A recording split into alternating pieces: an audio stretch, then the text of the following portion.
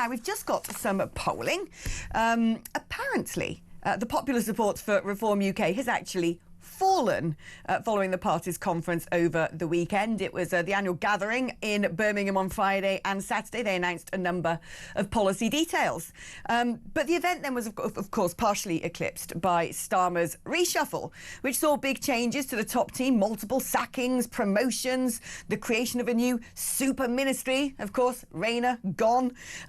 But it seems to me, apparently according to this one poll anyway, that Starmer moving around the deck chairs on the sinking ship may have helped, because at the moment Reform are on 27%, minus 2%, and Labour are up 2% on 22%. Conservatives, Lib Dems stay the same, 17 and 15 respectively. The polling was carried out for Sky News and The Times by YouGov, but it still, of course, puts Nigel Farage on the top. Well, let's speak now to a pollster, Conservative peer, Lord Robert Haywood. Great to have you back on, Lord Haywood. Good morning. Is this just one of those sort of fluctuations, do you think, that naturally happens in politics? There's a bit of a buzz, some tough talking, and people who are naturally Labour, always voted Labour, who might have given up, have actually said, maybe it's still worth another shot. No, I think it's always cautious to take a view in relation to one particular opinion poll. The polls fluctuate, as you indicated just now, on a week-by-week basis. What I tend to look at, and I think most other people who spend their time, sadly, spending too much time looking at the opinion polls, is you look at trends over a period of weeks or months. And therefore, I don't think the one poll particularly indicates anything. It's well within margin of error and doesn't come as a great surprise in itself. I mean, we've seen now poll after poll after poll after poll putting Reform quite far ahead of the competitors, you know, with Labour languishing around 21, 22%, sometimes lower, Conservatives stuck in the teens for a long time now. Do you think it's now set in stone that Reform are going to form the next government? Because, you know, increasingly you're hearing analysts and even Professor John Curtis turning around and going, well, it does actually look like it could be that way. And certainly I get a sense that just little indicators. So Heathrow Airport sponsoring the Reform conference. People are waking up and going, we're going to have to deal with these people because there's a good chance Farage could be Prime Minister. Yeah, there's no question that everybody, whether they're in business or in the media or whatever it may be, are taking a keen interest in Reform, because there is an indication at the moment that they are quite clearly the most popular party. The two legacy parties, the Conservatives and Labour Party, are very low and showing no sign of improvement. Labour's been going down despite the poll today. And under those circumstances, if you are watching the world, wanting to report on the world, or wanting the right context, then you're going to go to the Reform conference. There's no question about that. But I would remind you and everybody else that you only have to go back to 2021, where you had this huge Boris bounce as a result primarily of vaccines and associated with COVID. He was sweeping everything before him and was leading in poll after poll after poll. And within a matter of months, he wasn't Prime Minister. Politics is a pretty brutal business, and what looks good one week can look pretty awful in a few months' time. One thing that might be looking semi-good today for some people is the appointment of Shabana Mahmood as Home Secretary, because she does seem to have come out of the traps wanting to look like she's going to get things done. I suppose the proof of the pudding will be in the eating, but she's turned around and said that she wants to she's planning visa curbs if countries won't take back migrants. And when I first read this story, she's basically singling out India, Pakistan, Nigeria. And I'm thinking, what if they're not taking back people who are criminals who we want to deport, or people who've come here illegally or overstayed their visas? Why haven't we cracked down on this sooner and said, you're not keeping up your end of the bargain, we're not going to take any more people from your country because we can't trust you to take them back if they do overstay? Well, like you, I had a number of reactions when I saw this policy. Shabana Mahmood has been a member of the cabinet for a long time now. And it was only 2 weeks ago that Yvette Cooper was giving a new reset of what the policies in relation to immigration were going to be.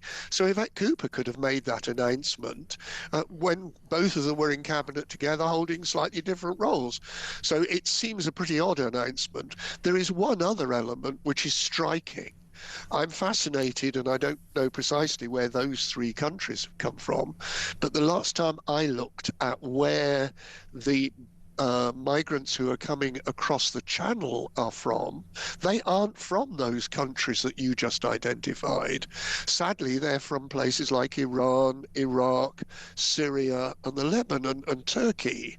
And therefore, well, it may be fine to say we're going to block visas from India or Nigeria, but they aren't the countries from which the vast majority, as I understand it, of illegal immigrants are coming.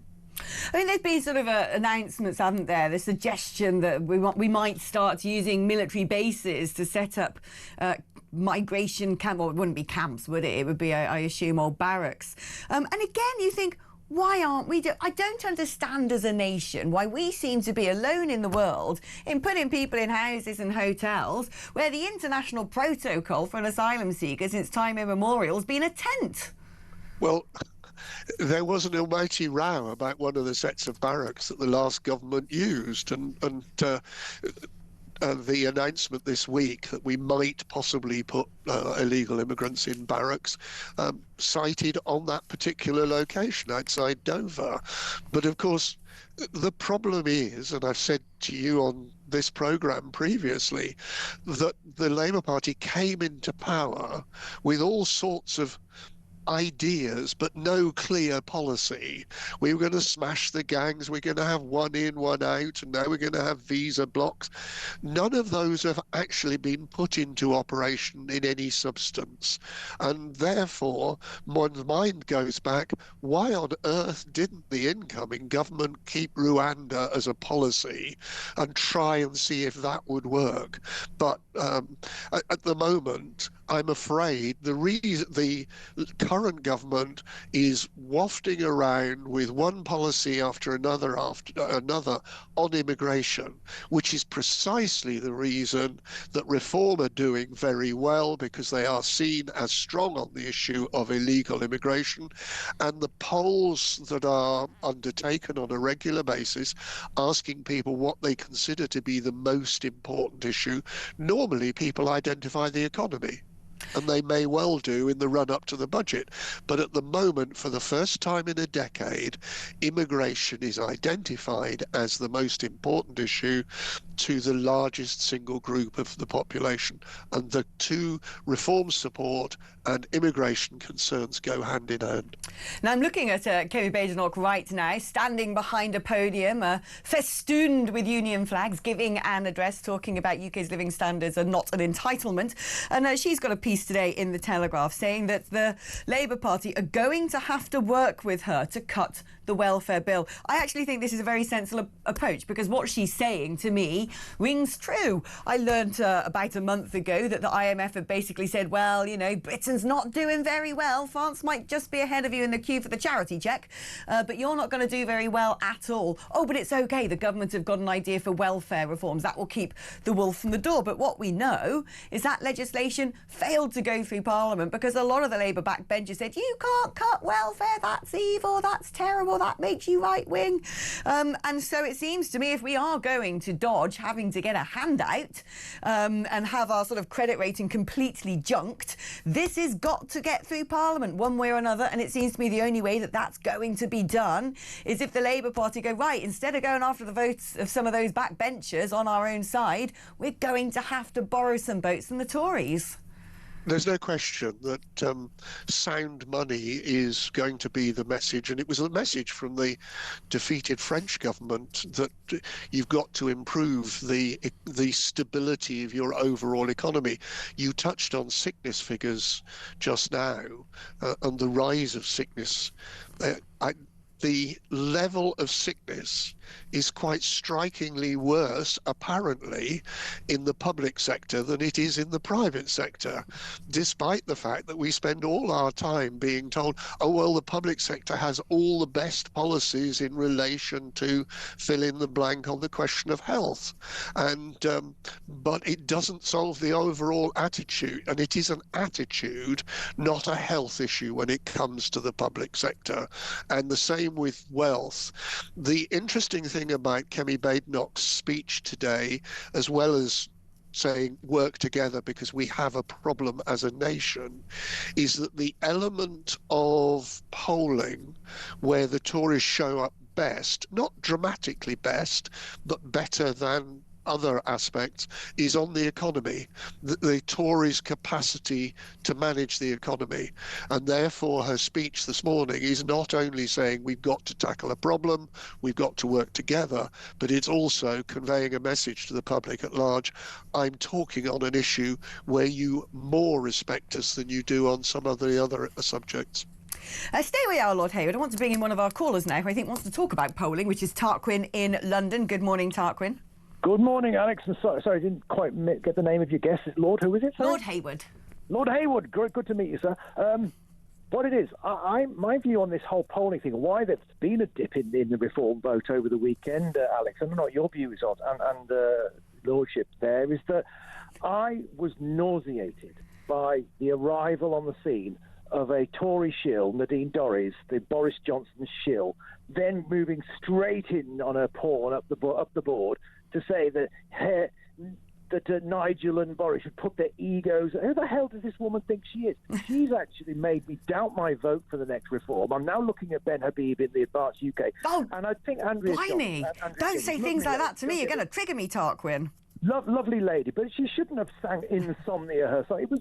I think Nigel's getting his feet under the table already. I think he needs to stop getting so bloody comfy and do some hard work and keep it serious. We've got a massive cost of living problem out here in the country. People are sleeping in streets, and Nigel thinks it's showbiz time. Let's put this back to Lord Haywood, particularly in terms of whether this sort of fusion between the Conservative Party and Reform UK will cost both sides. Because it's interesting, Robert.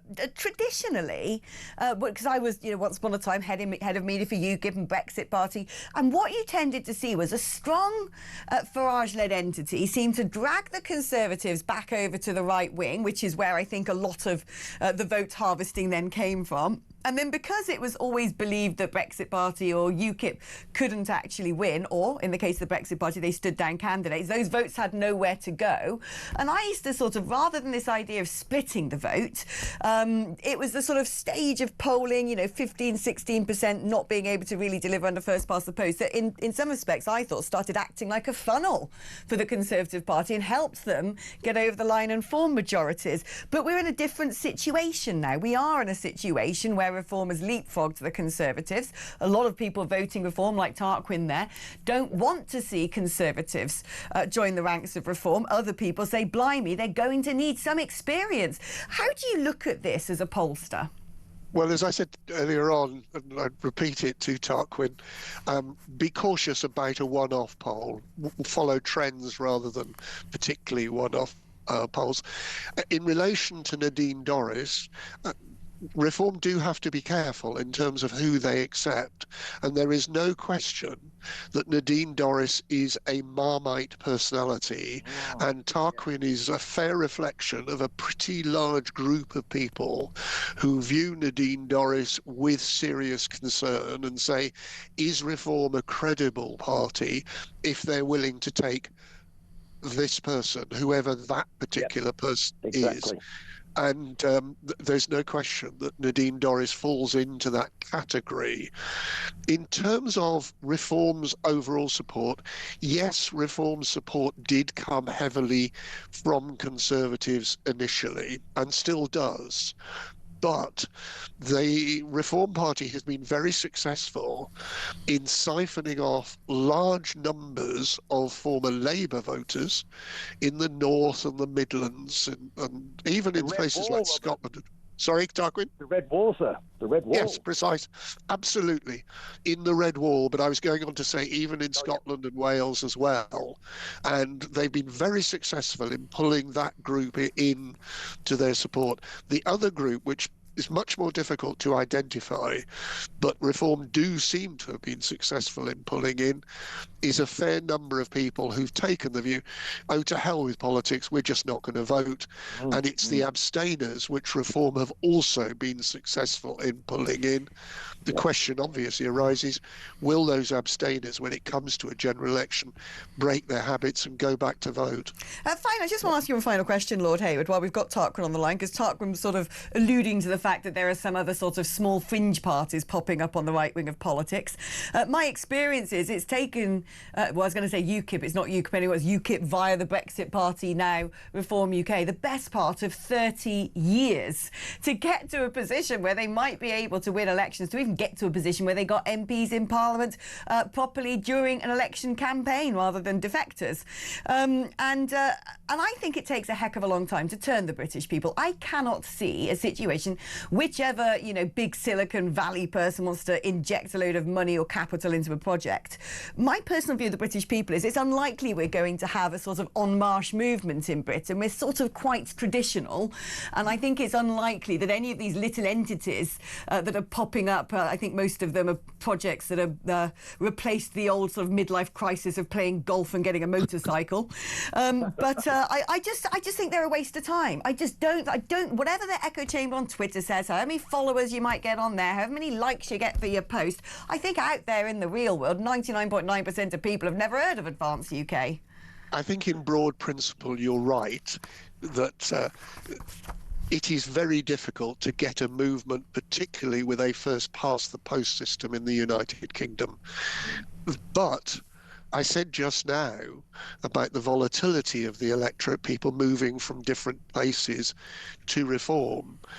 And there is the question of a Jeremy Corbyn party, and Greens seem to be siphoning off people from the Labour Party. At the moment, we've probably got the most volatile electorate that I have ever known in this country. Don't say never to anything, because there is a possibility that events will result in a sudden upsurge in a particular organisation. But it seems to me improbable. Then, yeah, sorry. I was going to say though, it seems to me then that it's a lose-lose situation. Either these sort of strange little entities on the right wing aren't going to particularly cut through, but if they do, then you actually might end up with a situation where a vote isn't sort of in one place, it's scattered around, and we end up with more Labour. Yes, I was just about to say that it's improbable that that will happen, but it is somewhat possible. But you're absolutely right that in a first past the post system, a mass of small entities, whether it be on the left or the right, weakens that particular side when it comes to winning seats at a parliamentary election. Yeah.